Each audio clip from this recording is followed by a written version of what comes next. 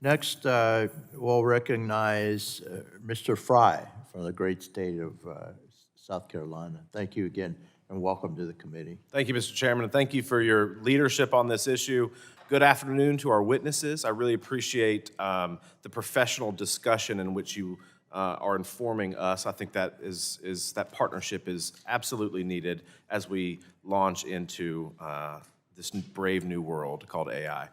Back home in my district, in Florence, South Carolina, GE Healthcare manufactures some of the best MRI machines and systems in the world. These systems are used to provide high-quality patient care in the U.S. and around the world, and they leverage AI to enhance imaging speed and quality, helping doctors make faster and more accurate diagnoses. But AI's impact extends far beyond just healthcare. It is improving forecasting, planning, and process optimization at GE Healthcare's manufacturing facilities, ensuring efficiency from the production line to the supply chain.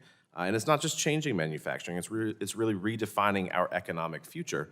As you have testified to, it offers unprecedented opportunities to strengthen American industry, enhance our global competitiveness, and secure our technological future. But to fully realize these benefits, I think we must ensure that policies support rather than stifle AI innovation. And as we discussed today, I look forward to hearing from our witnesses on how we can do that. Ms. Humpton, thank you for being here today. Siemens has operated not only across the U.S., but really in a global market and across the globe. Do you find with all the states and all the different countries and all the different approaches in which they are treating AI, do you find that regulatory uncertainty or fragmented legal requirements, do you find that to be cumbersome for U.S. manufacturers to adopt AI? Thank you for the question. And I think my team who's joined me here today would tell you they are burning a lot of calories trying to track everything that's happening at the federal, the state, the local level, and with regulation, obviously regulation being formed all around the world. This is why we're thrilled that the Congress has invited industry to the table. We really believe that as responsible businesses, if we raise our voice in this environment, we can help the Congress understand what we know. But the thing that we really appreciate from the Congress is a better understanding of the risks we face as a nation. So this sharing of information is vitally important right now. Absolutely. Thank you so much. Mr. Oxman, you've discussed how AI could strengthen our supply chain resilience and improve operational efficiency for our manufacturers. But the regulations like the Bureau of Industry and Security's AI diffusion rule have raised concerns about unintended consequences on U.S. innovation and global competitiveness. How should Congress and the administration approach AI-related regulations to protect our national security without hindering that very vital private sector innovation?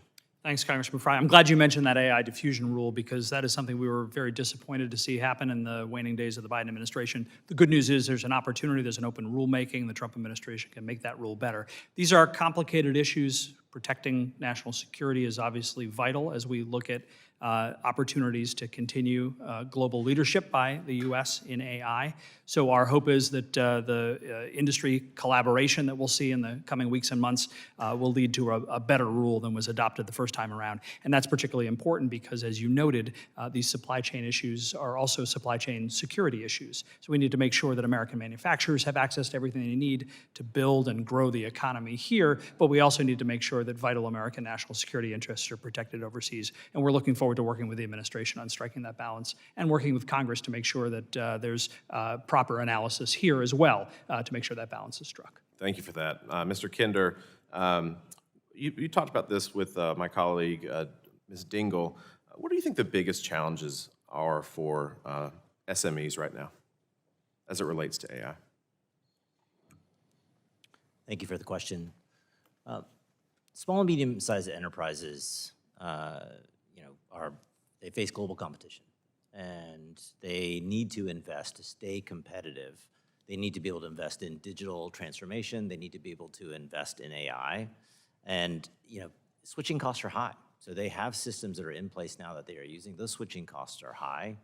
The thing that can help them most is support from Congress, either whether it's access to capital, whether it could be in some incentives or tax credits, that would help them to make that investment, be willing to make that investment to leapfrog and be competitive. As thank long you as for they're that. competitive, the even larger manufacturers they work with will benefit. Great, thank you. And just to wrap up, what is Autodesk doing? I think one of the concerns that I hear from constituents is bias that might be in AI. What is Autodesk doing to ensure that AI is safe and not biased?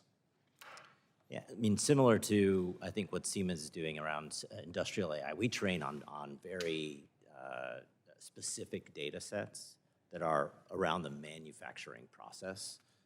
We don't run into some of the probably concerns around bias of large public data sets where you don't know where that may be coming in. Thank you for that. Mr. Chairman, I yield back.